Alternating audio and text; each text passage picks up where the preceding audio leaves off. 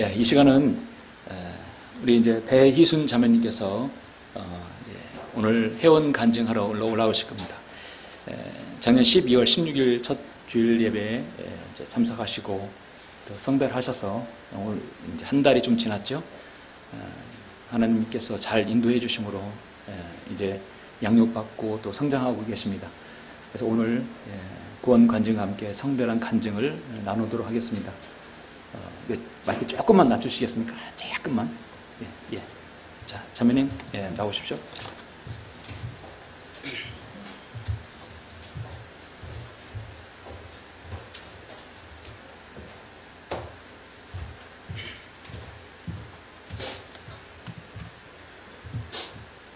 안녕하세요. 저는 배희순 자매입니다. 저는 이 시간 천안 독립침례교회에 와서 회원 간증하려고 올라왔습니다. 이렇게 예수님의 사랑과 은혜가 넘치는 천안 독립침례교회에 와서 여러분 앞에 서게 됨을 먼저 하나님께 감사드립니다. 저는 교회는 다녔지만 50년이 넘었지만 뒤돌아보면 참으로 오랜 종교적 습관으로 종교 생활만 하던 제만은 부끄러운 죄인입니다. 제가 예수님을 믿게 된 동기는 제 인생에 있어서 여러 번 있었습니다.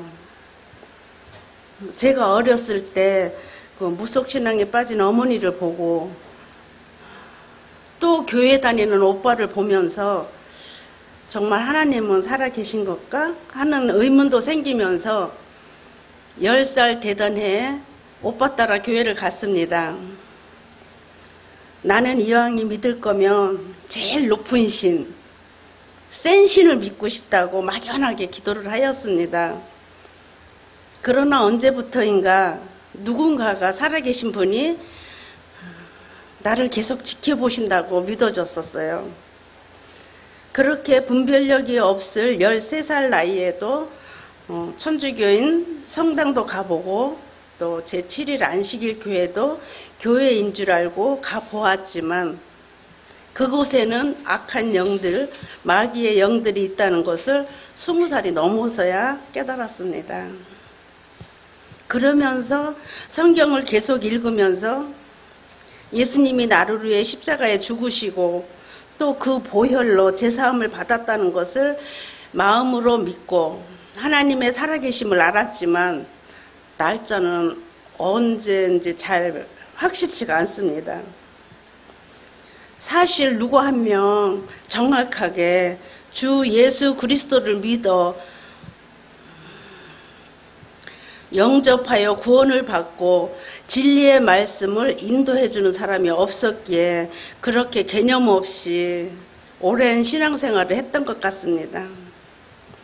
그러나 주일 예배를 생명처럼 여기며 편안하다, 안전하다 하면서 오랜 습관으로 그냥 그렇게 자연스럽게 지내왔습니다.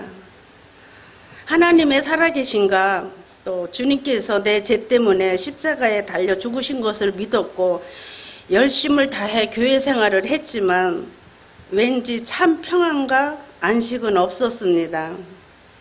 근데 어느 순간부터 교회에서는 하늘나라와 또 지옥 설교가 없어지고 또 십자가의 보혈, 또 회개와 제사함, 또 부활과 휴거라는 단어도 들어보지 못하며 다람쥐 쳇바퀴 돌듯 그렇게 믿음 생활을 했습니다. 그래서 말씀이 갈급해서 작년부터 유튜브에 들어가서 많은 목사님들의 설교를 들었습니다. 그러던 중 저는 하나님의 은혜로 제 노년의 인생에 정말 커다란 변화를 겪는 일이 일어났습니다. 작년 6월 18일 천안 독립침례교회 주영훈 목사님의 설교를 들을 기회가 있었습니다.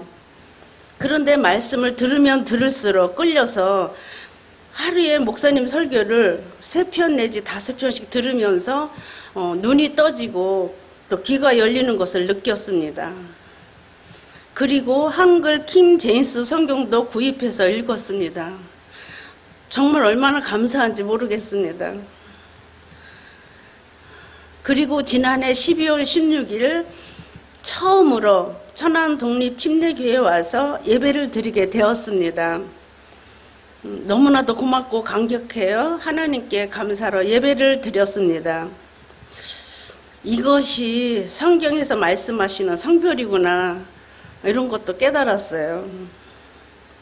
그리고 계속해서 목사님의 인도로 주일 오후 예배, 또 목요일 성경 공부에 참여하게 되었고, 2019년 첫 주일 오후 말씀 공부를 하면서 저는 로마서 10장 9절 말씀, 주 예수를 믿어 의에 이르고 입으로 고백하여 구원에 이른다는 말씀을 근거해서 주 예수 그리스도를 확실히 영접하여 저의 구원에 더 이상 혼란이 없이 종지부를 찍게 되었습니다. 말씀을 통하여 내 영이 거듭나고 내 혼이 구원받았다는 사실을 믿었습니다. 이제 저는 우리에게 주신 하나님의 말씀인 한국 킹 제임스 성경이 한글 죄송합니다. 한글 킹 제임스 성경이 나의 믿음과 실행에 있어서 최종 권위가 되고 또 나의 빛이 되시며 생명이 되시는 말씀이라고 하나님과 여러분 앞에 말씀드립니다. 저는 70을 바라보는 나이지만 그래도 주영훈 목사님 설교를 통하고 진리의 말씀을 더 배워서 또 구령하는 것도 많이 배워서 목사님 따라다니며 구령도 해야겠다고 다짐도 해봅니다. 이제 제 남은 인생 주님의 재림을 소망 가운데 잘 섬기기를 원합니다.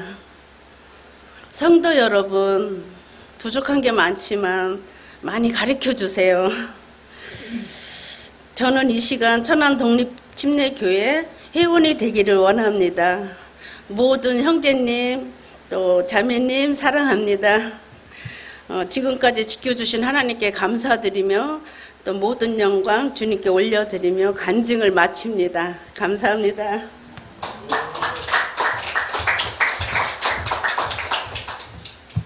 네, 여러분 잘 들으셨죠? 네.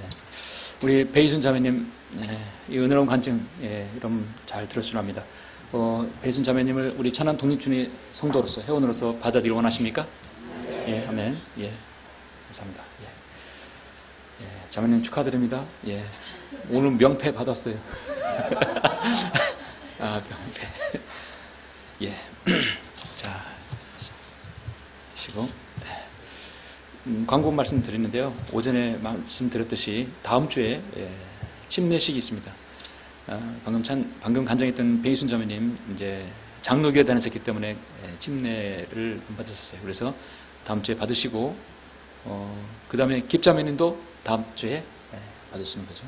오전 예배 마친 다음에 그 외에 또 추가로 오실 분은 또 같이 하시면 됩니다. 그래서 한 벌에 여벌 옷을 준비해 주시고 오시면 되겠습니다. 자, 우리 그러면 이제 하나님 말씀 듣겠습니다. 자, 우리 교재에 있으시면 보시고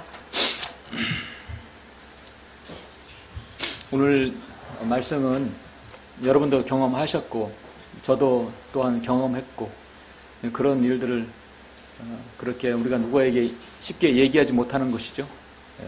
좀 뜨거운 감자일 수도 있어요. 그러나 이걸 안 다룰 수가 없기 때문에 최근 또 그와 같은 많은 또 말씀을 통해서 전화도 오고 상담도 와서 이런 문제가 한국교회에 만연해 있는데 참 개탄스러운 현실이죠. 그래서 오늘 이 부분을 다루겠습니다. 우리 말씀을 위해서 함께 기도하고 말씀을 듣겠습니다.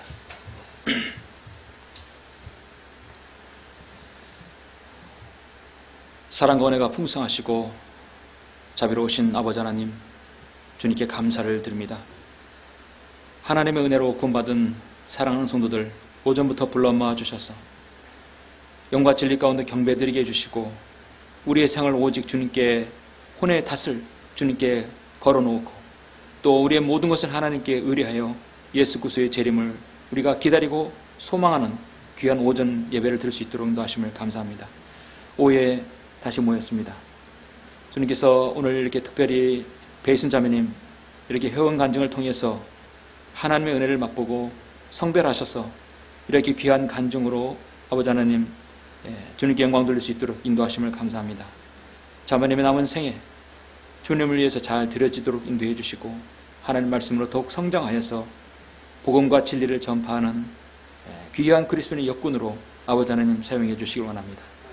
자매님들끼리 함께 교제하고 또 우리가 주님을 함께 협력하여 정말 협력하여 선을 이룰 수 있는 귀한 자매님 또 생애 가정될 수 있도록 인도하여 주시옵소서. 우리는 오후의 말씀을 듣고자 합니다. 이 말씀이 한국 교계에 150년 동안 지켜져 왔고 암암리에 행해져 왔던 폐단입니다. 우리도 과거에 그렇게 경험했었던 부분입니다.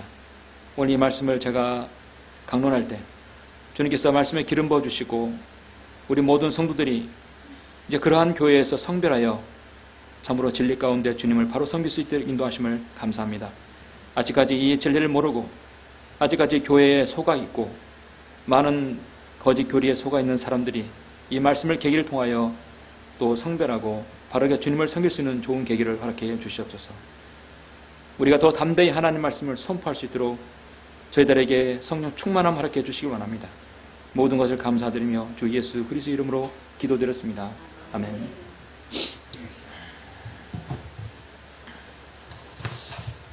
오늘 말씀 제목은 한국교회 현금 갈취수단이다.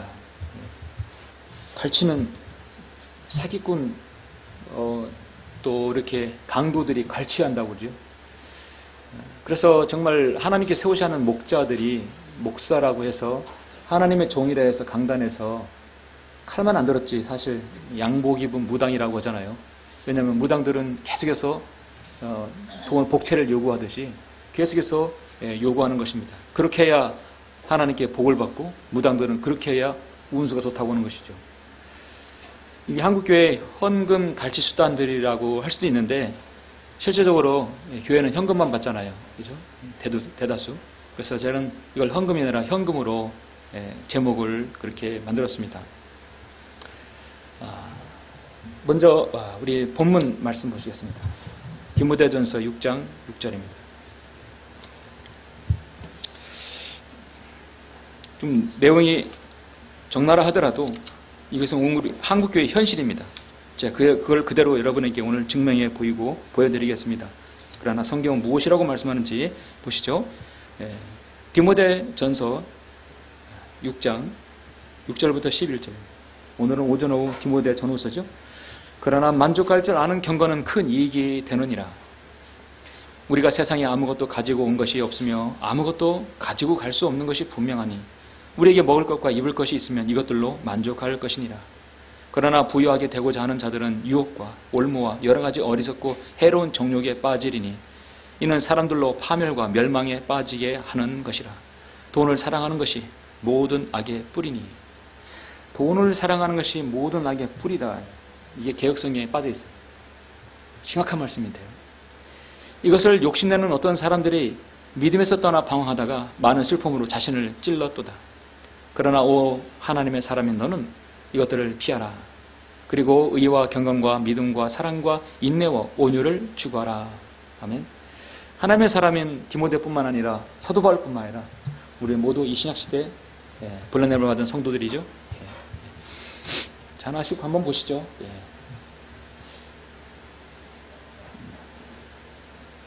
누군가 여러분에게 물었을 때 이제 한국교회를 바라보는 현실 여러분 어떻습니까? 한국교회는 한마디로 말하면 무엇이냐. 제가 이걸 준비하면서 한국교회는 뭐냐. 제가 판단할 때 진리가 부재한 부유한 교회다. 세상에서 말하는 성경에서는 부유함은 돈의 부유함이고 부유함은 믿음의 부유함으로 구별하고 있습니다. 우리도 믿음의 부유함을 가지고 있잖아요. 그래서 성경은 부유함이 아니라 부유함으로 구별해 놓은 것이죠. 돈은 많이 있지만 진리가 없다. 요한계시록 3장에서 오늘 마지막 시대에 교회들을 향해서 나는 부자이며 부유하고 아무것도 부족한 것이 없다. 하지만 하나님께서는 너는 비참하고 가난하며 가난하고 눈멀고 헐벗은 것을 알지 못하는도다. 내가 너에게 말하는 너에게서 내게서 불로 단련된 금을 사서 부유하게 되라고 강력하게 말씀하신다. 오늘 강연한 한국교회에 만연한 헌금 문제에 대하여 다루고자 합니다. 그래서 교회 헌금은 어떻게 쓰여져야 되고 어떤 이 성경적인 부분에 대해서는 일단 나중에 딱 다룰 기회가 있을 것이고, 오늘은 한국교회의 이런 현상들을 먼저 집중적으로 보도록 하겠습니다. 교인들은 자신들이 교회에 낸 헌금이 하나님의 일에 올바로 써지기를 원할 것입니다. 그렇죠? 이것이 어제 세상 정치권에 돈이 흘러 들어간다면 그거는 절대 원하지 않을 것이에요. 그러나 그 헌금이 엉뚱하게 사용되는 것을 안다면 그만큼 마음이 아픈 것이 없습니다. 여기도 순복음교회 다니시는 분들이 자신들의 낸 헌금이 북한의 신장병 재단의 병원에 지어지는 데 들어간다고 안다고 하면 물론 알겠죠. 여기도 순복음 이영훈 목사가 그걸 또 완공한다고 했으니까 주영기가 그걸 목사가 시작하고, 과연 완공한다고 했는데 그 돈이 어디서 나올까요? 교인들의 호주머니에서 나오는 거 아닙니까? 과연 그러면 북한의 극빈자들, 정말 어려운 환자들이 거기 가서 병원 치료 받을 것인가? 특권층만 받겠죠.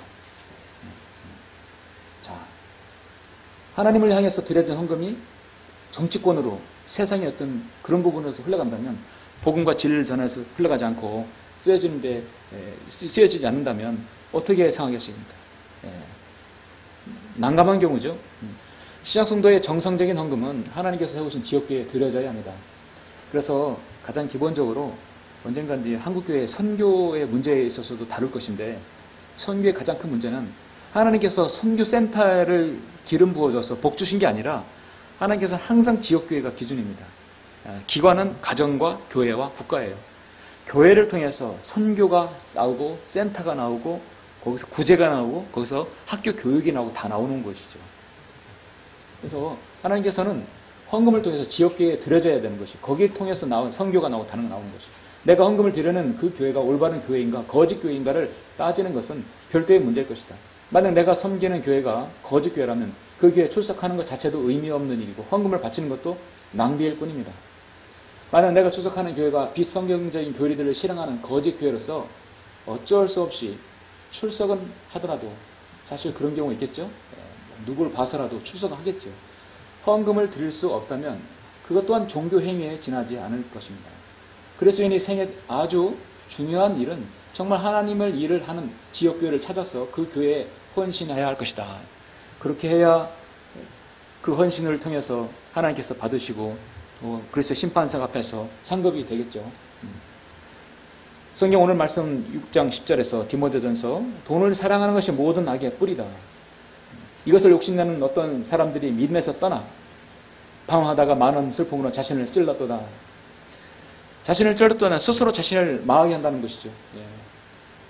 자, 돈을 욕심내는 어떤 사람, 전형적인 세상적인 사람이죠. 거듭나지 못했거나 거듭났어도 육신적인 서로 사는 사람들이죠. 그러나 하나님 말씀을 가르치고 설교한다는 사람들이 돈에 대한 욕심으로 그 교회가 전체적으로 그런 이유로 흘러버린다면 어떻게 하나님 일을 할 수 있겠어요? 오늘 한국의 대형 교회들에서 쏟아내는 부정적인 뉴스들은 대부분 이 탐욕으로 인해서, 이것을 욕심에는 돈의 탐욕으로 인해서 이 돈 문제와 성경에서 그렇게도 가증하게 여기며 금하고 있는 성적 타락으로 인한 음란한 행실들이 단골 메뉴로 등장한다. 한국교회 대형 교회 목사들 보시면 항상 돈 문제 이렇게 있고 여자 문제 이렇게 있죠. 이단의 3요소, 항상 돈과 여자와 거짓교리, 항상 이 트라이앵글 항상 같이 나가는 거예요. 한국교회도 마찬가지입니다. 자칭 하나님이 종이라고 하는 자들이 물질의 탐욕을 부려 법정 소송과 세상의 법이 심한테 서는 것을 볼 때 참으로 안타깝습니다. 세상의 의사들, 심판관, 법관들 모든 걸 이렇게 보면 그 사람들 세상에 어떤 걸 심판을 내려도 그들이 그리스도인이라면 주일날 하나님 말씀을 들으러 자리에 앉아요. 여러분, 법관들을 이게 재판서 가보셨어요? 예, 재판 받으러, 아니면 이렇게 참고인으로 혹시 가보신 적 있습니까? 법관이 딱 들어오면 방청객 어떻게 합니까? 다 일어서야 돼요. 최고의 예우를, 경의를 표하는 거예요. 다 일어섭니다. 그리고 앉을 때 그 자리에 딱 앉아요. 법이, 그 사람의 법의 심판을 내리는 것이에요. 그러나 그러한 사람이라 할지라도 하나님 말씀을 무지하고 배워야 됩니다. 교회에 오면 의사든 박사든 대통령이든 간에 앉아서 하나님 말씀을 들어야 경청해야 되는 것이 바로 하나님 말씀을 설교자의 특권이고 하나님께 주신 권위예요. 그거를 가지고 오히려 돈을 착취한다면 얼마나 하나님께 가증한 일이겠습니까? 세상에 법의 심판대에 목사가 다시 서는 거예요. 참으로 안타까운 일이죠. 여러분은 이제 최근에 기독 언론에 알려진 서울의 모 교회 이 부자에 관해 수입 내역이 나왔었는데 이 수입 내역은 제가 일일이 안 적었습니다. 그래서 보통 이제 여기 이제 부자를 제가 여러분 여기 안 해놨는데 교재를 보시면 앞에 부자와 뒤 부자가 사실 이 부자간의 교회 부자간의 원로 목사 또 담임 목사거든요. 근데 관해 보니까 이 부자와 부자가 낱말이 같더라고요. 근데 앞에 부자나 뒤에 부자나 사실은 같은 말이라고 봅니다. 부자가 부자들이에요. 그들은요 설교 한 편, 성찬과 세례 집례비를 계속해서 따로 받아서 1년의 연봉이 수억 원입니다. 거기에 부활절, 맥주감사절, 추수감사절, 성탄절 1년에 4번 절기 때마다 그 절기 설교를 해서 특별 사례비를 받아요. 정말 감사와 영광은 하나님이 받고 돈은 담임 목사가 받는 것이다. 이 오늘날 한국교회의 현실입니다. 성경 분명히 성도가 주어진 환경에 만족할 줄 아는 삶을 살아야 할 거라고 말씀하십니다. 우리가 먹을 것과 입을 것이 있으면 이것들로 만족할 것이다. 여러분 우리 기도 뭡니까? 오늘 벌어 오늘 먹더라도 남한테 비단지고 떳하게 두 다리 뻗고 사는 것이 그리스도인의 여러분 간절한 원함이죠? 예. 모든 그리스도인의 모범인 사도 바울은 교회 헌금을 세우는 데 있어서 대단히 주의를 기울였어요. 요거는 제가 마지막 때 말씀드리겠습니다. 이 일에 조심하는 것은 우리가 맡은 이 거액의 연보에 대하여 아무도 우리를 비난하지 못하게 하려 함이니 주 앞에서뿐만 아니라 사람들 앞에서도 정확한 일들을 하려 함이라. 헌금은 하나님의 사람들이 하나님의 일을 하게 하기 위하여 정직하고 정성스럽게 바친 물질입니다. 아무도 함부로 쓰면 안 됩니다. 직책을 맡으면서 헌금을 여러분 강요당한 적이 있었습니까? 강요당한 적이 있습니까? 직책을 맡기면서 장로나 권사라든 집사를 맡으면서 큰 교회들은 강요를 하시기도 하죠. 성경에도 없는 각종 명목으로 헌금을 강요당한 적이 있습니까? 여러분 오늘 대형교회 보면은 여러분 과거에도 이제 다녀봤으면 아실 것이지만 뒤에 봉투들 많이 있죠. 봉투가 얼마나 많이 종류가 많이 비치되어 있어요. 색깔도 아주 형형색색으로 봉투들이 있어요. 그리고 어떤 직책을 맡으면서 무엇을 해야 한다. 제가 이름은 밝힐 수 없습니다만 지난주에 인천에서 한 자매로부터 전화가 왔었어요. 목사님 세상에 이럴 수 있습니까? 아마 어쩌면 말씀을 들을 수도 있을 거예요.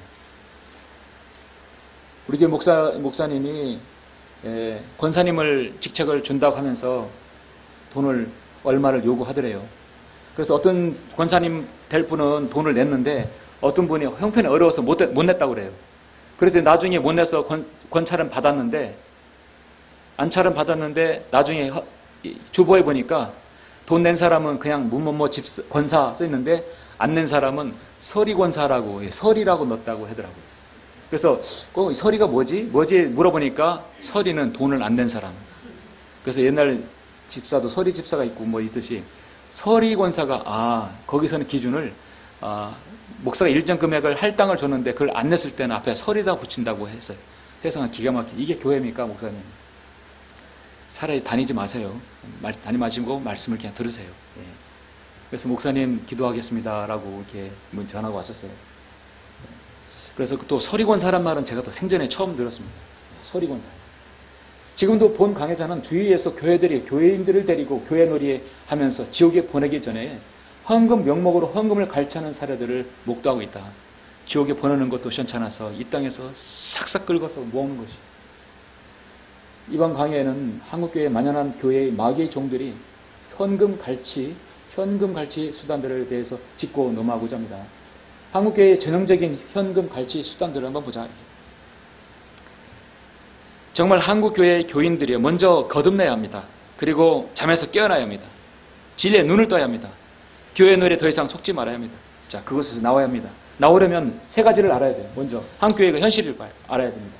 첫 번째는 뭐냐면 이 헌금을 어떻게 해서 가르치느냐. 성전 건축 명목으로 헌금을 강요한다 이거죠. 여러분도 다 이런 걸 아시죠? 우리 고린도전서 6장 19절 한번 보시겠습니다.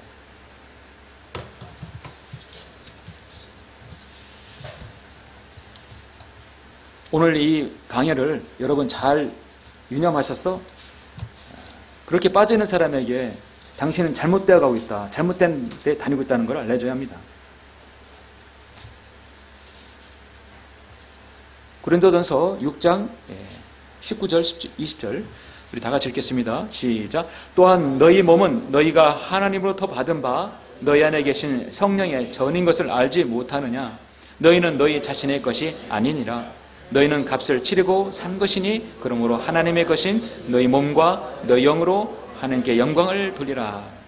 여기서 하나님의 것이 빠져있고 너희 몸도 너희 영으로 다 삭제되어 있어요. 뭐로 하나님께 영광을 돌려야 되는 것이든. 중요한 것은 하나님께서 우리를 구원하셨으면 우리 안에 내주하신 성령님께서 내 안에 내주하시고 계셔요. 그러면 성령님께서 내주하시니까 성령의 전이죠. 내 몸이 성전입니다. 우리 몸을 잘 관리해야 되는 건 당연하죠. 결론부터 말하자면 오늘날 은혜의 시대인 신약시대에 성전 건축 헌금, 성전 건축 명목으로 교회에서 헌금을 강요한다면 그것은 종교 사기다. 이거는 정말 종교 상입니다. 하나님께서는 사도 바울을 통해서 이미 1900년 이전에 그리스도인의 몸이 성전이라고 말씀하고 있습니다. 마태복음 27장에서 주님께서 우리를 위하여 구속 사역을 다 이루시고 죽으실 때 어떤 일이 일어났습니까? 이건 찾지 않고 바로 보죠, 여러분. 자, 예수께서 다시 큰 음성으로 소리 지르신 후 숨을 거두시더라. 여기서 신약이, 구약이 다 끝나는 거예요. 구약이 여기서 끝나요. 마태복음 20장 50절에서 구약이 종료됩니다. 그런데 보라, 성전의 휘장이 위에서 아래까지 둘로 찢어지고 땅이 흔들리며 바위들이 갈라지고 무덤들이 열리며 잠들었던 많은 성도들, 이게 누구죠? 잠들었던 성도들이? 구약의 성도들이죠? 네, 그런 성도들. 자, 여기서 휘장이 찢어졌다는 거예요. 더 이상 휘장이 찢어졌다는 얘기는 성소와 지성소 구별이 없어졌다는 거예요. 하나님께서 휘장, 이제 사람이 지은 그 성전, 그 휘장, 건축물에는 더 이상 존재하지 않는다. 건축물에 존재하는 때는 앞으로 천년왕국 때 주님께서 통치하실 때 천년왕국 성전에 주님께서 자정하실 때 가능합니다. 분명히 이렇게 말씀하고 있기 때문에 성전은 즉 그리스도의 몸 안에 들어와 계신 거죠. 더 이상 보이는 인간이 지은 건축물은 성전이 아니라 성령 하나님께서 내주하신 우리 자신이 성전입니다. 오늘 한 교회들은 교회 건물을 성전으로 착각한 이들이 무리한 대출로 교회의 대형화를 위한 건축에 뛰어들었다가 부채를 감당하지 못해 어려움을 겪고 부도난 교회들이 즐비합니다. 여러분은 어디 가시다가 교회들 짓다가 부도난 거, 짓다 말하는 것들 보이시죠? 아파트도 보이고 보이시죠? 부도가 왜 납니까? 공사 대금을 못지 못하니까 부도나는 거죠. 금융감독원 자료에 의하면 한국 종교단체 가운데 교회가 은행에서 대출을 압도적으로 많이 받은 것이다. 불교와 로마 카톨릭보다. 로마 카톨릭은 부도났다는 말을 못 들었어요. 바티칸이 얼마나 금이 많으니까, 얼마나 부유합니까? 다 거기서 지령 내려야 성당을 짓고 할 수 있어요. 모두 다 예배당 건축과 성전 건축이랑 거 관련된 대출입니다. 언론 보도에 따르면 한 해 평균 약 100개의 교회가 경매에 넘어가고 있는데 이는 빚을 갚지 못해서 파산하는 교회들이 대부분 차지합니다. 표면적인 이유는 경기 불황이라고 하지만 속내를 들여다보면 빚을 내서 무리하게 건축을 하다가 어려움을 겪고 있는 것이다. 서로 건축 경쟁, 큰 교회, 외관으로 큰 교회들이 성공한 목회라고 말하고 있죠. 교회 건물이 성전이 아님을 스테반 집사의 설교를 통해서도 잘 알 수 있습니다. 수많은 무지한 목사들이 예배당의 정확한 개념을 성도들에게 심어주지 못하고 성전이라고 속이며 그들을 이용하고 있습니다. 그들은 지역교회가 모이는 건물을 성전이라고 부르면서도 이와 같은 문제를 일으키는데도 이러한 사실을 소경의 소경을 인도하며 성도들을 기만하는 것으로 삼는 시각한 죄가 아닐 수 없습니다. 사도행전 7장 46절, 50절 보시면, 자, 하나님 앞에 은혜를 입은 다윗이 야곱의 하나님을 위한 성막을 마련하라고 간구했으나 솔로몬이 하나님을 위하여 집을 지었느니라. 그러나 지극히 높으신 분은 사람의 손으로 만든 성전들에는 거하지 아니하시고 선지자가 말한 바 주가 말하노라. 하늘은 나의 보좌요 땅은 나의 발판이라. 너희가 나를 위하여 어떤 집을 짓겠으며 또 나의 안식할 곳이 무엇이겠느냐. 이 모든 것을 나의 손으로 만들지 아니하느냐 함과 같으니라. 사도행 7장은 이미 신약 이제 복음이 이미 또 완성된 상태이죠. 이디오피아 내시가 이제 8장에서 구원 받았기 때문에 이미 하나님의 은혜의 복음의 시대가 열린 것입니다. 여러분은 제가 2006년도에 미국의 LA 갔었을 때 크리스탈 처치, 그러니까 수정교회, 미국 LA 수정교회를 갔었어요. 여러분 미국 수정교회는 인터넷 쳐도 나옵니다. 워낙 아름다운 외관을 가지고 있어요. 왜 수정교회냐? 멀리서 보면 이 수정이 다 이렇게 뭉쳐진 것처럼 보여요. 아주 보석같이 보입니다. 모든 외관을 다 유리로 했기 때문에 정말 아름답고 정원도 정말 멋있게 해요. 로버트 슐러, 밥 슐러의 긍정적 사고방식의 원조죠. 조영기 목사가 거기서 배워서 나온 거죠. 순복음 은사주의 교회예요. 근데 그 교회가 파산을 했죠. 여러분 몇 년 전에 파산했고 제 기억으로 로마 카톨릭으로 넘어갔다고 들었어요. 여러분도 그렇게 알고 계시죠? 카톨릭 넘어갔어요. 그 웅장한 교회 건물은 다른 종파에 넘어갔고요. 긍정적 사고방식을 도입해서 순수한 그리스도인의 복음이 아닌 소위 번영 복음을 전했던 은사주의자들의 교회의 전형적인 종말을 보고 있다. 그때 당시에도 교회의 수입원이 뭐냐? 관광산업이었어요. 사람들이 수정교회를 보고 그 안에 들어갔을 때 그 어마무지한 그 파이프 오르간이며 그런 외관을 가지고 사람 입장료를 받고 있더라고요. 그래서 입장료 수입을 가지고 있는 거예요. 이제 못 견딘 것이죠. 자, 앞으로도 종종 계속해서 파산하는 교회가 늘어납니다. 교회 건물의 대용화를 추구하는 교회들은 휴거를 절대로 기다리지 않습니다. 이렇게 든든하게 졌는데 휴거 일어나면 안 되죠. 계속 있어야 되는데. 그러죠? 자, 교회 건물의 대용화를 추구하는 교회들은 휴거를 기다리지 않습니다. 성경을 믿는 교회라 할지라도 그 어떠한 경우에도 성도들에게, 잘 들으세요.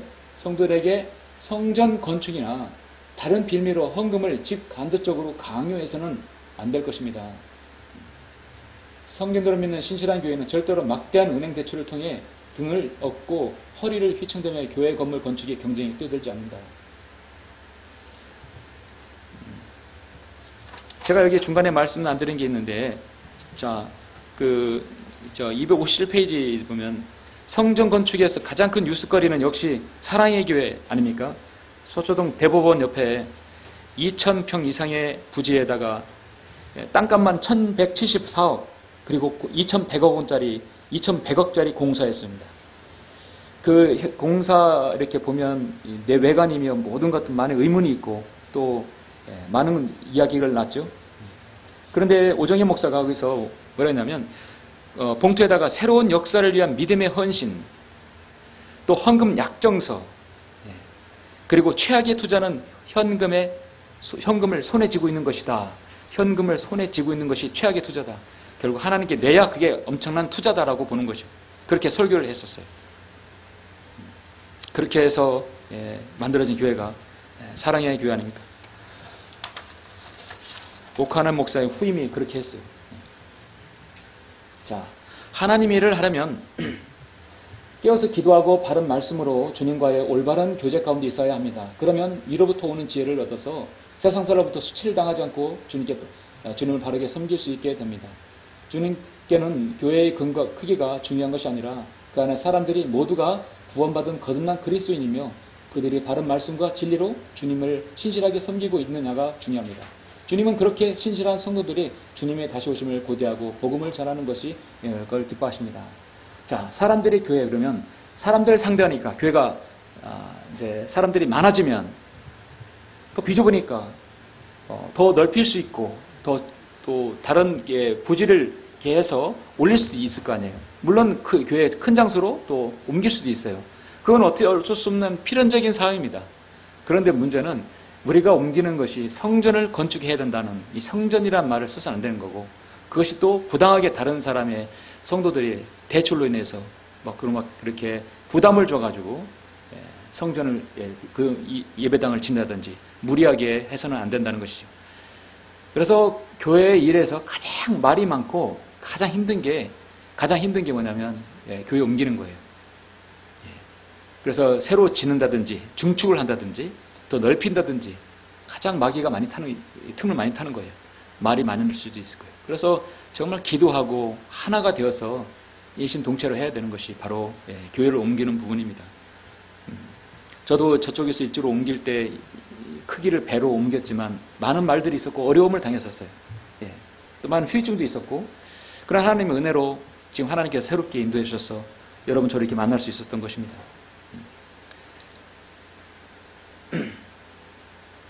자, 요거 보기 전에 밑에 말씀 하나만 더 보실까요? 258페이지예요. 고린도후서 6장 15절 16절 이렇게 말씀하고 있어요. 그리스도가 벨리알과 어찌 조화를 이루며 또한 믿는 자가 믿지 않는 자와 어떤 부분을 같이 하겠느냐. 하나님의 성전과 우상들이 어찌 일치되겠느냐. 이는 너희가 살아계신 하나님의 성전임이라. 하나님께서도 말씀하시기를 내가 그들 가운데 살 것이며 그들 가운데서 다닐 것이며 나는 그들 하나님이 되고 그들은 나의 백성이 되리라. 너희가 하나님의 성전이라 했죠. 분명히 말씀하고 있어요. 어쨌든 성전 건축 헌금, 성전 건축을 위한 기도. 인터넷 유튜브에 자주 이런 내용 나오죠. 성전을 건축해야 된다. 성전 건축에 필요한 모든 재정, 성전 건축을 위한 이런 기도들을 하고 있다. 그래서 이 고린도전서 고린도후서 26장에 있는 귀한 말씀을 그냥 간과한 채 아직까지 그들이 들어가는 그 예배당 그 자체 건물이 성전이라고 하고 있다는 것이죠. 여러분 성전이 모여서 뭘 이루죠? 바로 교회를, 에클레시아 교회를 이루는 것이죠. 유명하다는 목사님들 다 성전 건축에 열을 올리고 있습니다. 누군지 아시죠? 유기성 목사예요. 선한 목자교회. 누군지 아시죠? 누구죠? 다락방 유광수 목사예요. 성전 건축. 여기도 마찬가지고요. 자, 두 번째 보시죠. 어떻게 해서 돈을 거두냐? 두 번째는 여러분 경험 있는 분들 있을 겁니다. 직분제, 장로와 권사, 집사 등을 통한 헌금을 강요한다. 이 본문은 조금 전에 우리가 봤기 때문에 지나가고, 핵심은 돈을 사랑하는 것이 못하는 뿌리다. 이것을 욕심내는 어떤 사람들이 믿음에서 떠나 방황하다가 많은 슬픔으로 자신을 찔렀도다. 자, 돈을 욕심내는 거 요거 참 잘 여러분 해야 되겠죠. 그리스도인이 경마라든지 도박이라든지 로또라든지 복권이라든지 사행성에 빠지게 되면 그게 마치 그리스도인이라도 돈을 사랑하는 악의 뿌리가 되는 거죠. 그걸 욕심내는 어떤 사람은 방황하다가 많은 자신을 찔르게 될 수 있어요. 일하지 않고 노력하지 않고 받으려는 그 자세는 두 가지 중에 하나, 마귀의 마음이든지 거짓 성품이든지 둘 중 하나일 겁니다. 그럼 그리스도인은 해당하지 않아야 되겠죠. 이것들을 피하라고 말씀하고 있어요. 그리스도인의 신앙생활은 그가 마지막까지 어디에서 했느냐가 참으로 중요합니다. 물론 한 사람의 생애가 이렇게 제도권 교회에 있다가 올라갈 수도 있지만 하나님께서 원하시는 것은 구원을 받고 끝나는 게 아니라 진리의 지식에 이르기를 원합니다. 진리의 지식에 가르치고 실행하는 그 지역교회에 참여했을 때 하나님께서 그 사람 축복해 주시고 그 생애를 인도해 주시죠. 그래서 신실하게 주님을 섬겼다면 그는 그리스도반서가 가서 상급을 받을 것입니다. 그러므로 성도는 어디에서 신앙생활을 시작했느냐에 따라 시장 생애뿐만 아니라 사후의 영혼까지 좌우될 수 있습니다. 우리는 죽지 않고도 주님 만나볼 수도 있는 그런 우리 세대에 살고 있어요. 자신이 소속된 교회가 다분히 비성경적이라면 그건 어떤 것보다 매우 심각한 문제입니다. 우리나라 교회인들 대다수는 여러 교회들을 돌아다녀본 경험이 있습니다. 여기 교회 저 교회 다녀봤죠? 최소한 한 번 여러분이 두세 번 교회는 옮겼을 줄 압니다. 이사 때문에, 직장 때문에, 아니면 뭐가 맞지 않아서 옮길 수도 있어요. 또 다른 교회를 찾아본들 지금과 마찬가지라는 것을 생각에 더 이상 성경대로 신앙하는 교회를 찾아 애써 나서지 않습니다. 그런데 갈급했을 때 아까 배순자매님처럼 그렇게 하나님을 찾는 거예요. 나를 찾는 자는 하나님께 찾게 해주신다겠어요. 나를 만나는 자마다 생명을 얻는다겠어요. 자기가 노력하지 않는데 절대로 없는 것이죠. 그럼에도 불구하고 국내외는 이날에도 하나님께서 섭리로 보존하신 한국인민 성경과 성경대로 믿고 실행하는 교회들이 있다는 사실을 아는 이들이 상당한 수 있다. 하지만 그들은 현재 소속되어 있는 비성경적인 교회들로부터 성배자라는 채 인생을 허비하고만 한다. 알아도 자신이 그것이 지금 또 다시 성대라는 부분에 힘을 잃고 있어요. 알고 있어도. 왜냐하면 계속 해왔던 것이니까. 안타까운 사람들이. 교리적으로든 도덕적으로든 자기네 교회들이 부패할 대로 부패했고 잘못된 지식과 종교적이고 인간적인 전통들이 있음에도 찌들어 있음에도 알면서도 용기 있는 결단을 내리지 못하고 주저하는 성도들이 꽤 있어요. 성경은 말씀합니다. 마음이 부패하고 진리를 상실하며 이익이 경건이라 생각하는 사람들 사이에 무익한 논쟁이 일어나느니라. 그런 데서 자신은 빠져나오라고 했죠. 한국교회가 그렇게 대형화되고 부유해졌는가? 왜 그렇게? 단순합니다. 한국교인들은 교회에 갖다 바친 돈이 너무도 많기 때문입니다. 이 나라는 어느 교회를 가더라도 형형색색의 헌금 봉투들이 즐비합니다. 웬만한 교회들은 11조, 감사헌금, 기타 특별헌금 등을 낸 사람들의 명단을 소위 주보에 공개합니다. 교회 내에서 장로, 집사, 권사 등의 직분을 사거나 심지어 그런 장로 자리, 집사 자리, 권사 자리도 만들어 놓죠. 좋은 일꾼으로 인정받기 위해서 그에 상하는 헌금을 내야 합니다. 오늘 현대판 면제부가 바로 이것이고 매점 매석이 아니냐, 매거 매직이 아니냐. 과거에 이제 제 가족 중에서도 이제 권사 이렇게 할 때 뭘 해야 한다 해서 뭐 이 권사님은 박 권사님은 피아노 해야 되고 뭐 헌금 다시 커튼 다시 하고 어디 교회 필요한 거 뭐 직책 하나 맡고 뭐 장로하고 아니면 권사 뭐 하려면은 엄청 이 권유를 하죠. 그렇게 하시라고. 그래서 기념으로 다 하게 됩니다. 때로는 헌금을 강요받게 되죠. 여러분 중에도 강요받은 분 계세요? 또 내고 오신 분 계세요?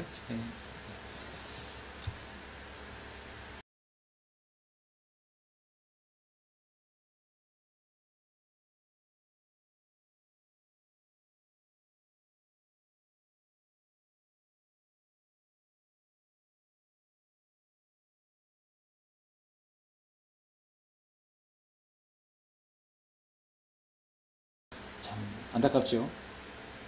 직책과 직분을 돈을 받고 파는 교회가 주님께서 말씀하신 교회입니까? 그 교회를 위해서 주님께서 십자가에 죽으시고 부활하셨습니까? 그러한 직책을 받으려면 로마 카톨릭처럼 구원을 보장된다고 믿는가? 베드로 그에게 말해요. 너는 내 돈과 더불어 망하라. 이는 내가 하나님의 선물을 돈으로 살 수 있다고 생각하기 때문이라. 정확히 맞습니다. 한국교회가 교인들에게 돈을 받고 직분을 파는 것은 오늘날 교회들의 공용한 비밀과 관행이 되어버렸습니다. 한국교회는 지금도 헌금 생활을 성실하게 해야 좋은 평판을 받을 수 있을 것이다. 그러다 보니 그동안 바친 액수가 아쉬워서라도 쉽게 떠날 수가 없는 것이죠. 왜냐하면 자기가 나가면 갈 교회가 없는 거죠. 내가 가도 나갈 교회가 없고 대책이 없어요. 그러나 또 계속 있으니까 또 자신이 그동안 투자한 것도 있고 다른 데 가야 다시 또 해야 되니까 어쩔 수 없이 이게 아닌데 하면서도 다니는 경우가 많이 있습니다. 정말 그들이 구원받았다고 한다면 그 이후에 생애를 하나님께서 참 인도해 주셔야 되는데 참 어려운 시대에 살고 있어요. 한국교회 교인들이 쉽게 성별하지 못하는 이유 중 하나가 인간관계 때문이 또 하나 있습니다. 그 혈연과 지연과 학연을 비롯해서 사실상 맺어진 관계를 포기하지 못합니다. 이게 어려워요. 포기하는 순간에 사회적으로나 경제적으로나 인맥적으로 막대한 손실이 예상됩니다. 이단에 빠졌다며 뭐에 빠졌다며. 우리 그리스도는 아까 오전에 말씀드렸듯이 전혀 그거에 대해서 우리는 눈 하나 깜짝하지 말아야 돼요. 하나님께서 그 사람의 생애, 경제, 사회적 그리고 건강 모든 걸 하나님께서 다시 하나님께서 회복해 주십니다. 열매 없는 어둠의 일들에 관여하지 말고 오히려 그것들을 책망하라 했어요. 책망하겠습니다. 우리 세 번째 마지막 하나 더 보시죠.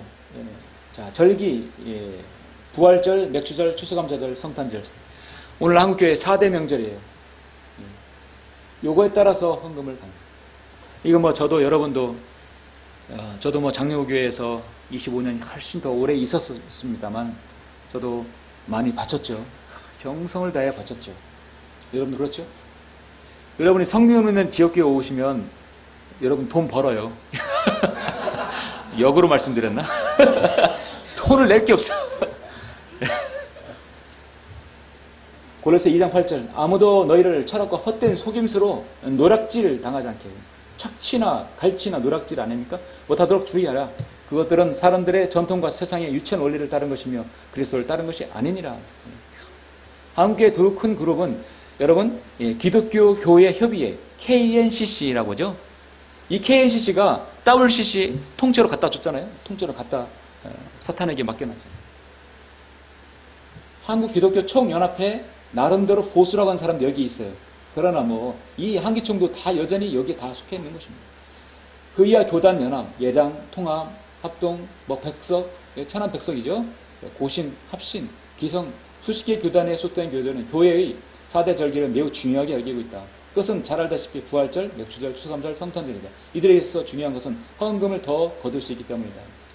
지면을 통해 이 모든 절기들이 비성경이라는 것은 다른 때 많이 말씀드렸기 때문에 일일이 말씀드리지 않고 부활절만 특별히 여기 부활에 관한 부분만 제가 여기 좀 이렇게 넣어놨습니다. 자, 이런 사례는 전 세계 어디서도 찾아볼 수 없고 해외에 가서 교포 한인사회 한인교회 가면 또 이렇게 하죠. 왜냐하면 그런 사람이 외국에 넘어가서 또 그렇게 하기 때문입니다. 어디서 배운 게 아니라 한국에서 배워가서 그렇게 한 거예요.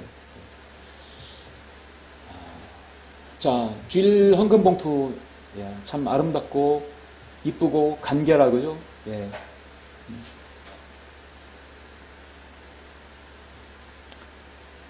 저의 설교를 늘 모니터하는 집사는 이제 인쇄업을 하고 있는데 하도 교회 헌금 봉투를 많이 하니까 사람들이 봉투가 이렇게 많아.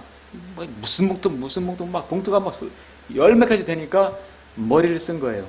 봉투 하나로 통일하자. 그래서 아이디어를 짰는데 봉투 하나에다가 이렇게 하지 않고 여기 지금 샘플이 없는데 봉투 하나에다가 감사헌금 11조 무슨 헌금 무슨 뭐 맥주절 성탄절 쫙 이 목록을 적어놨어요. 한 뭐 10개 이상 목록을 적어놓고 여기다가 이름 액수 거기다가 자기에 해당하는 걸 체크하는 거예요. 감사헌금 체크 이름 적고 이렇게 하는 것이에요. 그럼 봉투 하나면 다 되는 거예요. 거기다가 해당 사항에다 체크. 그래서 이 봉투 하나면 다 끝이라고 저한테 배주더라고요. 그래서 가서 해당 사항을 감사면 감사 체크, 어디에 무슨 체크, 부활절 체크하는 거예요. 이렇게 형형색색 만들지 않고 그 얘기하는 걸 봤습니다. 이거 언젠가 말씀드린 적이 있는데요. 이거는 구멍 뚫린 봉투, 그 이름도 유명한 구멍 뚫린 봉투, 투명 봉투예요. 그래서 봉투에다가 돈을 넣으면 이 돌이 이 비닐로 돼 있어가지고 비닐로 돼 있어서 이게 심사임당인지 이순신 장군 아니 세종대왕인지 아니면 태계 이왕인지를 알 수 있게끔 이렇게 굳이 열어보지 않아도 그렇죠. 다 사임당 나오기를 원하겠지만 그렇죠. 어떻게 절기의 예물을 준비하는가 많은 목사들이 여기에 대해서 설교를 하고 유튜브 올려요. 그래서 그들의 당위성 등을 강조합니다. 그런데 철저히 사람들 기만하고 속이고 있다는 거. 잘 한번 보시면 이제 이걸 한번 보시죠. 자, 신명기 16장 10절 한번 보세요. 여기 보이죠?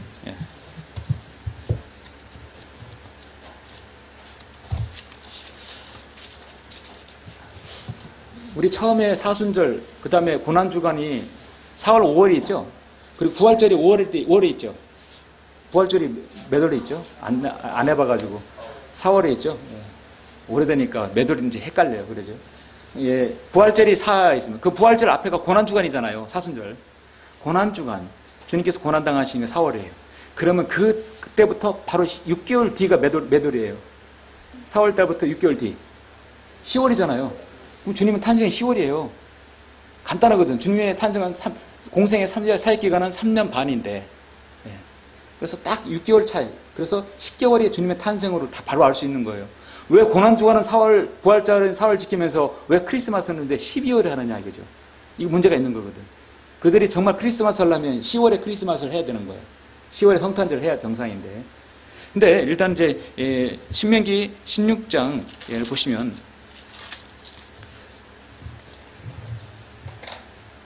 이제 이 절기에 대해서도 중요한 부분인데요.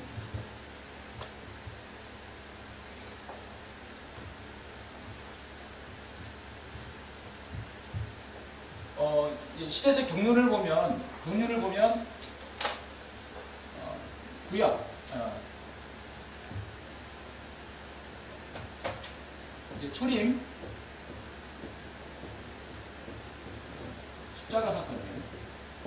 그 다음에 초림 있으면 그 다음에 뭐가 있죠? 교회시대 있죠? 예, 교회시대. 교회시대 있으면 교회시대가 지난 다음에 초림에 뭐가요? 재림이 오죠. 물론 초림과 교회시대, 재림, 구약, 이제 구약, 그 다음에 초림 순서가 되지만 크게 절기로 보면 이렇게 세 파트로 나눌 수 있어요. 그게 초림의 사건의 예표의 절기인지 교회시대인지 재림인지를 알 수 있어요. 그러면 가장 기본적으로 우리가 신명기 16장 같은 경우는 초림과 교회시대와 재림의 예표를 보여주고 있는데 16장에 보시면 여러분 1절부터 8절까지는 뭐에 관해서요? 그렇죠. 6월절. 6월절. 그러면 교회 시대는 뭐죠? 7절절. 9절부터 읽진 않겠습니다. 12절. 그래서 16장 10절에 있는 말씀, 너는 주 너희 하나님께서 너에게 복 주신 대로 내가 주 너희 하나님께 드리는 내 손에 자원하는 예물과 함께 주 너희 하나님께 7절절을 지킬지니라. 그래서 이 7절절을 개혁성경에서 이 다른 부분에서 이 7절절을 저기처럼 변기를 시켜놨어요. 7절절은 초실절과 맥주절이다. 그래서 맥주절이다. 그래서 맥주 감사절을 만들어낸 거예요. 맥주절은 성경에 없어요. 변개시켜서 만들어낸 거예요. 맥주 감사절을 만들려고, 맥주절을 만들려고. 그래서 이 7절절은 바로 교회 시대. 7절절. 그 다음에 이 13장부터는 뭐에 관해서입니까? 그렇죠. 장막절은 항상 뭐죠? 장막절 10월에 있죠? 5월달에 있죠? 4월달에 있죠? 예. 그래서 오순절 5월, 장막절은 10월. 장막절은 재미가 관계되는 것입니다. 그럼 이분과 관련돼서 여러분 레위기 23장을 보시면 또 자세히 볼 수 있어요. 그래서 이스라엘의 3대 명절이 뭐다? 6월절, 7절절, 장막절. 딱 구분을 갑니다. 그런데 그 7일절을 맥주절로 바꿔서 절기를 만들어서 맥주 감사를 만들어내는 것입니다. 그러면 레위기 23장을 보시면 레위기 23장은 예언의 명절이에요. 다른 말로 예언의 명절입니다. 자, 레위기 1장 크게 큰 국지로 보시죠. 1절부터 이제 4절에서 6월절 나오죠. 그 다음에 무교절 나오죠. 초실절이 나와요. 이것은 주님의 초림과 관련된 것입니다. 십자가에 관련된 것이. 이것이 어디까지? 14절까지 나와요. 그러니까 6월절, 무교절, 초실절. 6월절, 무교절, 초실절. 6월절, 무교절, 초실절. 초림에 해당하는 사건. 그러면 15절에서 뭐가 나와요? 드디어 오순절. 여전히 15절부터 22절. 그래서 오순절. 7절은 오순절이에요. 사도행전 2장에서 오순절 성령 강림 여러분 기억하시죠? 사도행전 2장에서 교회의 시작은 사도행전 2장부터 시작되는 거예요. 오순절 성령 강림. 그래서 오순절이 나오는 건데 이 7절만 한번 보시겠습니다. 너희는 너희의 거처에서 10분의 2로 만든 흔드는 빵 2덩어리를 가지고 나올지니 그 빵들은 고운 가루로 만들어 뭐를 넣어서요? 누룩을 넣어서 구울 것이며 그것들은 주께 드리는 첫 열매들이니라. 여기서 누룩이라는 말입니다.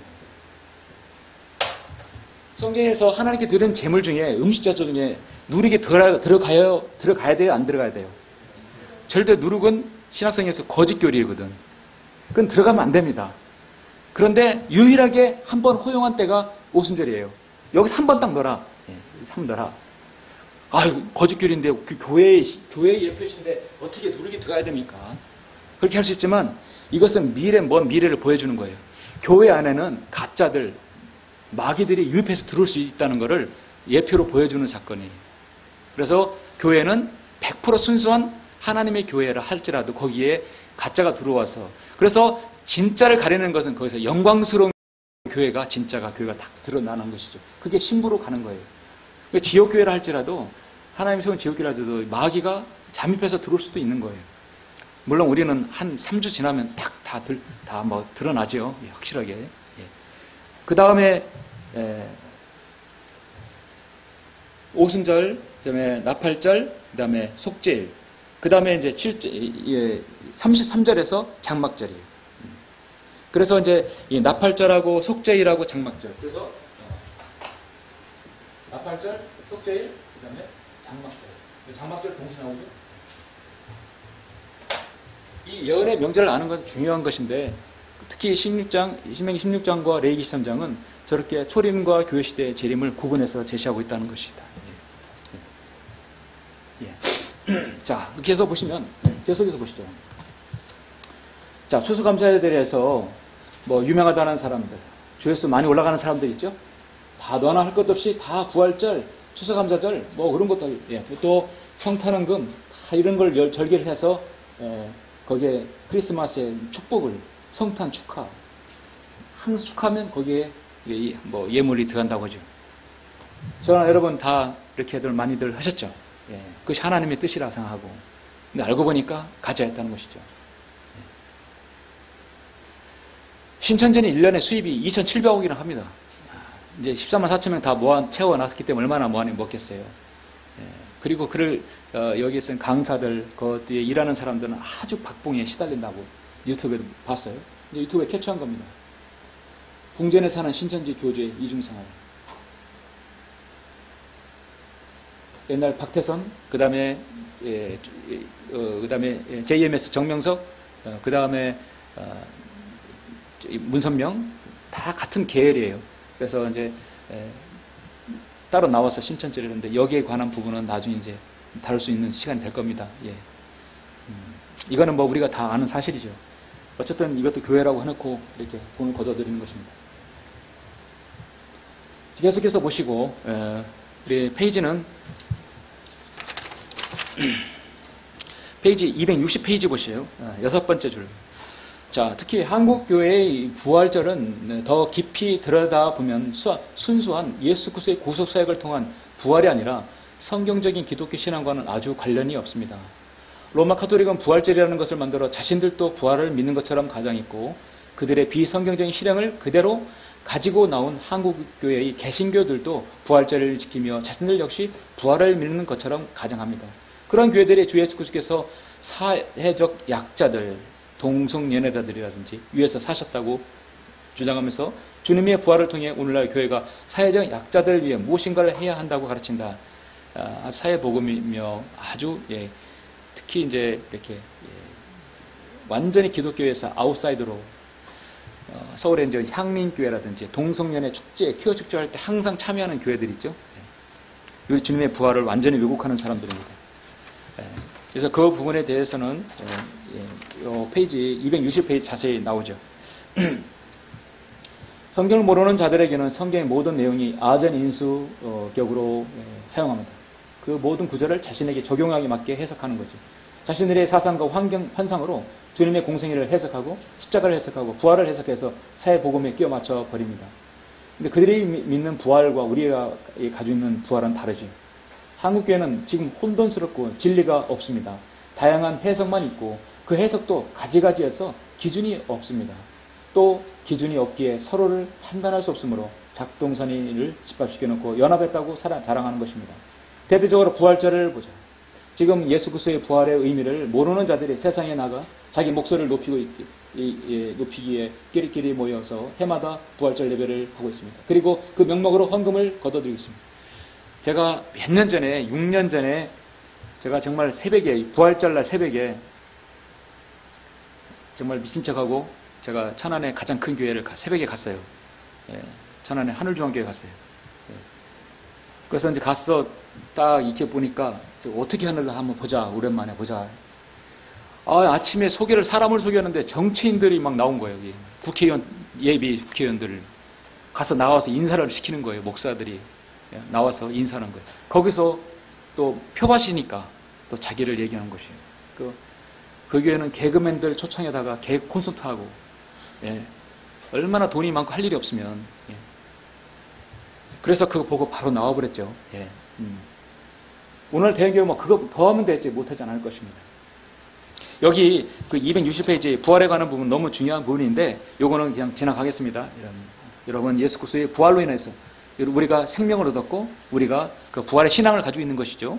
그건 확실하기 때문에 그건 넘어가고 자 261페이지 밑에 보시면 이 교회 시대에 구원받지 못했다면 그들은 지옥에서 1000년 이상 있다가 자신들이 부활로 나오는데 이 시대에 구원받지 못한 사람은 부활하면 불못에 던져지게 됩니다. 그것이 바로 저주의 부활이죠. 사망을 말하면 둘째 사망이고요. 부활절 예배를 드린 그들은 백보자 심판 때 저주의 부활로 나오기 위해 새벽부터 그토록 부활을 외친 것인가? 여러분, 이 얘기 계시록 20장에 나오는 이 백보자 심판석은 이미 다 천연왕국이 끝난 이후에요. 마지막 심판이에요. 내가 큰 백보자와 그 위에 앉으신 분이 그의 면전에서 땅과 하늘이 사라졌고 그들의 설 자리도 보이지 않더라. 바다도 그 안에 있던 죽은 자들을 넘겨주고 또 사망과 지옥도 그들 안에 있던 죽은 자들을 넘겨주니 그들이 각자 자기의 자기들의 행위에 따라 심판을 받으며 사망과 지옥도 불못에 던져지니 이것이 둘째 사망이라. 여러분, 사망과 지옥이 던져진다는 얘기는 지옥이 지금 현재 어디 있습니까? 이 지구 중심이죠. 결국 지옥은 지구 중심이라는 얘기가 이 사망과 지옥이 불못에 던진다는 얘기는 천연왕국이 끝난 다음에 베드로후서 3장에서 지구는 왜요?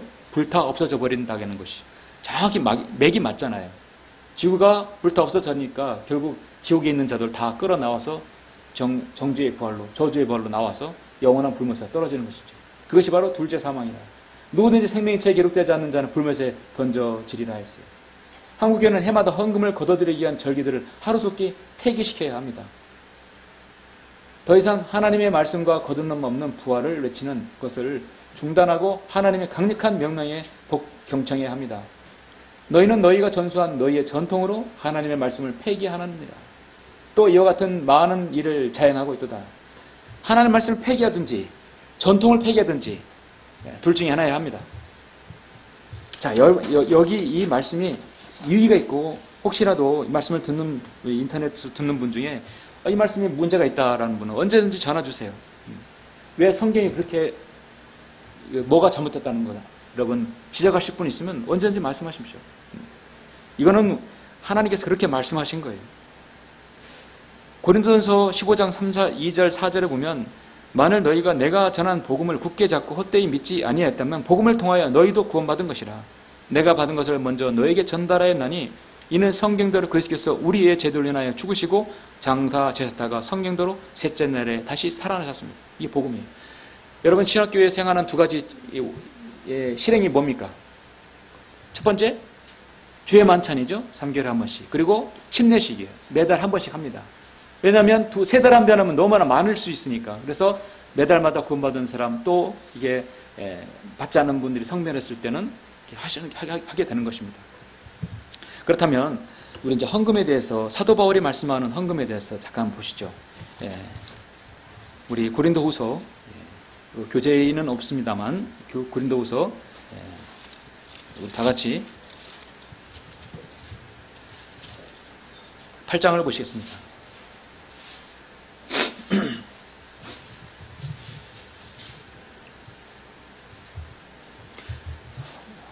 성균도면 지역교회 헌금 종류를 굳이 말한다면 몇 가지가 있는데 보통 이제 주일 연보가 있죠. 주일 연보 헌금이 주일 헌금이 있어요. 그리고 11조가 있어요. 그리고 나는 선교를 하고 싶다. 선교 헌금이 있을 수 있어요. 그렇죠? 또 감사에 대해서 감사 헌금을 수 있어요. 내용을 쓰든 안 쓰든 간에 쓰지 않으면 주일 헌금을 드립니다. 자, 이렇게. 이거는 이제 기초 성경 공부 때 제가 말씀을 드리죠. 이게 할 수 있어요. 또 하나가 있는데 이건 뭐냐면 나는 누구에게 구제를 하고 싶다. 난 누구를 도움을 주고 싶다. A라는 사람이 이걸 하고 싶어요. 누구에게? 저 B에게 하고 싶어요.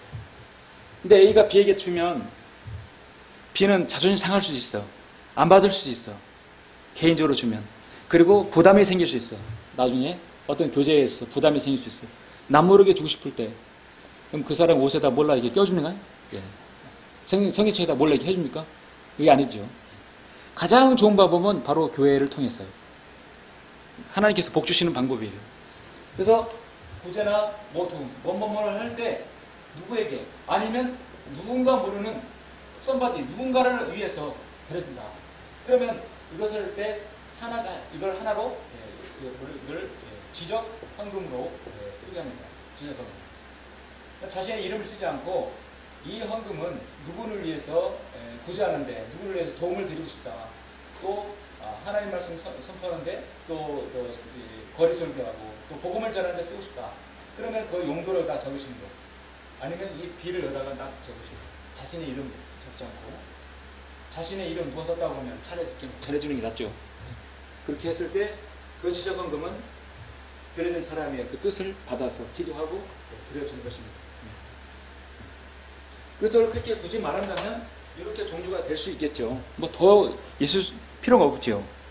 그래서 고린도후서 8장 1, 2, 3절 보시면, 형제들아 우리는 마게도니아 교회들에게 주신 하나님의 은혜를 너에게 알게 하노라. 큰 환난의 시련 가운데서도 그들의 기쁨이 넘치고 그들의 심한 궁핍에도 풍부한 연보를 넘치게 하였느니라. 내가 증거하노니 그들은 자기들의 능력에 따라 차하였고 또 능력 이상으로 자원하여 하였다 말씀하고 있죠. 자원하였다.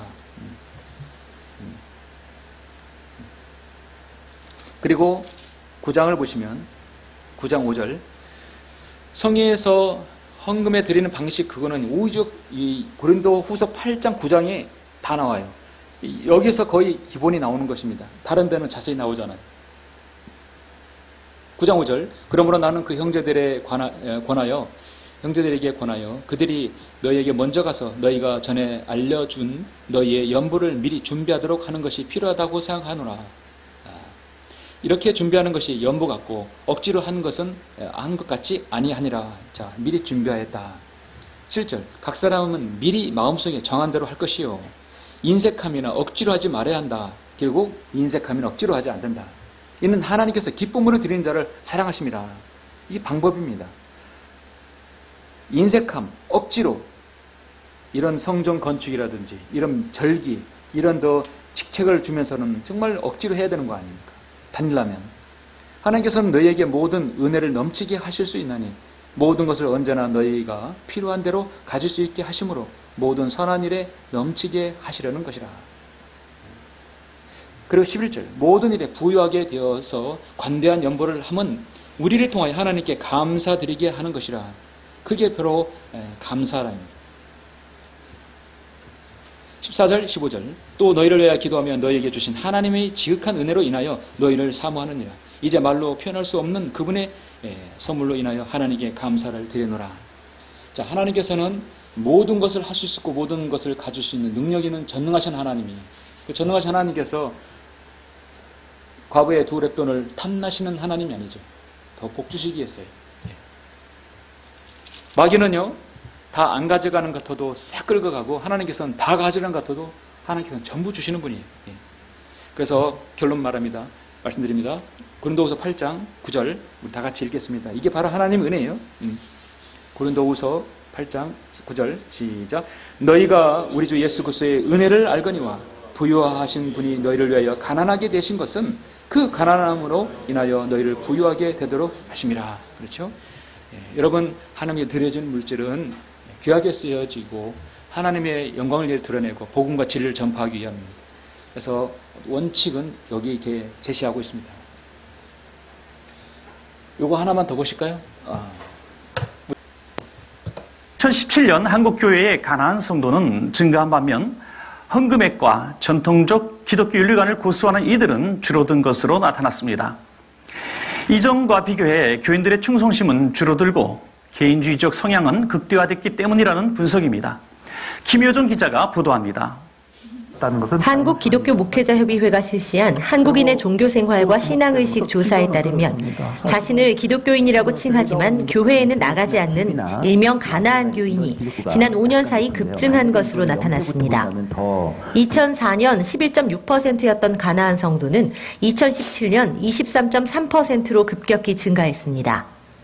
교회에 나가지 않는 이유로는 얽매이거나 구속되기 싫어서가 44.1%로 가장 높았고, 목회자들의 좋지 않은 이미지와 교인들의 배타성이 그 뒤를 이었습니다. 반면 TV나 인터넷을 통해 주일 예배를 드릴 수 있다는 응답자는 크게 급증한 것으로 나타나 최근 변화하고 있는 신앙생활의 모습을 그대로 드러내고 있다는 평가입니다. 교인들이 교회에 헌금하는 금액은 최근 5년 사이 감소세로 돌아섰습니다. 1998년 이후 꾸준히 증가하던 월 평균 헌금액은 2012년 22만 2천 원에서 2017년 17만 6천 원으로 급감했습니다. 또 11조를 하지 않고 있다고 응답한 이가 39.5%, 11조 헌금을 본 교회에 드리지 않아도 된다고 응답한 이들도 40.6%로 나타나 5년 전에 비해 헌금 생활 패턴이 크게 변화한 것으로 나타났습니다. 패턴들이 엄청나게 변화됨을 알 수 있죠. 중요한 것은 그 뒤에 있는 내용 이전에 사람들이 이런 걸 많이 당하다 보니까 이제 아예 안 나간다는 것이죠. 안 나가고 인터넷을 통해서 자기가 구미에 맞는 설교를 찾는 것이죠. 그런 시대가 돼버렸어요. 그리고 인터넷 예배라는 말이 사실 앞뒤가 안 맞는 말이죠. 모순이죠. 예배는 하나님께서 영과 진리로 너희가 거룩한 산제물로 드려야 그게 예배가 되는 거거든요. 멀리서 인터넷에서 의자에 앉아서 들어누워서 뭘 어떻게 해서 볼 수 있겠죠. 설교는 들을 수는 있겠어요. 은혜도 받을 수도 있어요. 그러나 내 자신 하나님께 드려져야 되는 거예요. 몸을. 그리고 내가 갖긴 하나님 주신 그 물질을 드려져야 그게 온전한 경배가 되는 겁니다. 어쩔 수 없는 상황에서 인터넷 경배는 한시적이고 또 기도해야 되는 것은 내가 직접 경배에 참여해야 되는 것이 맞는 것이죠. 자, 주님께서는 우리가 하나님과 재물을 동시에 섬길 수 없다고 말씀합니다. 아무도 도주인을 섬길 수 없나니 이는 그가 한쪽은 미워하고 다른 쪽을 사랑하거나 한쪽을 존중하고 다른 쪽을 업신여기기 때문이다. 너희가 하나님과 재물을 동시에 섬길 수 없다고 말씀하고 있습니다. 한국교회 설교자들은 참으로 하나님의 종이라고 한다면 그의 손을 하늘의 하나님께로 벌릴 것이나 재물을 섬기는 사람은 그의 손을 교인들의 돈 지갑을 향해서 벌릴 것입니다. 하나님께 영광과 감사와 물질을 드렸다고 한다면 그 모든 것도 주님의 영광을 위한 일에 돌려드려야 할 것입니다. 목사는 사람을 보지 않고 온전 하나님만을 신뢰하는 사람이어야 합니다. 한국교회 강단에서는 그런 설교자를 쉽게 찾아볼 수가 없어요. 목사라는 자들이 교회의 필요를 채우기 위해서 약정헌 같은 각종 헌금 명목으로 만들어 교인들의 재물을 호소한다면 그는 돈을 위해서 일하는 싹꾼입니다. 주님은 요한복음 10장 10절에서 싹꾼은 목자가 아니다. 악한 짐승이 그를 잡아먹는 것을 관심을 가지질 않아요. 그들은 주 예수 그리스도의 재림과 교회의 휴거를 믿지 않기에 이 타락한 땅에서 영원히 살 것처럼 진리가 아닌 일들을 위해서 분주할 뿐입니다. 재림을 기다릴 주님의 천연왕국 통치 믿잖아요. 이제 곧 세상을 떠나 주님 계신 셋째 하늘로 들어 올라갈 것을 우린 믿습니다. 저 여러분, 그렇죠? 교인들에게서 억지로 받아는 거액의 헌금으로 초대인 교회를 세우는 일 따위는 우리 하지 않습니다. 주님께서 그분의 교회를 향해서 나의 사랑, 나의 어여쁜 자여 일어나 떠나자고 했을 때 이제 곧 그날이 옵니다. 한국교회 교인들이요, 먼저 자신이 알곡인지 쭉정인지를 알라. 먼저 자신이 구원부터 확인하길 바란다. 한국교인들은 먼저 구원받는지 그것부터 점검해야 돼요. 그리고 나서 주님과 함께 떠날 준비를 하지 않고 더 큰 교회를 세워서 땅에 뿌리박기를 원하는 거듭난 목사들에게서 나와야 됩니다. 성별해야 합니다. 더 이상 교회인들을 데리고 하나님의 사랑이시라 라는 문구만 외치면 그런 목사들에게서 떠나라. 그런 교회들은 주님의 사랑이라 불릴 자격이 없는 교회임을 알아야 합니다. 나를 거절하고 내 말을 받아들이지 아니한 자는 그를 심판할 리가 있으니 곧 내가 말한 그 말이 그를 마지막 날에 심판한다고 말씀하고 있습니다.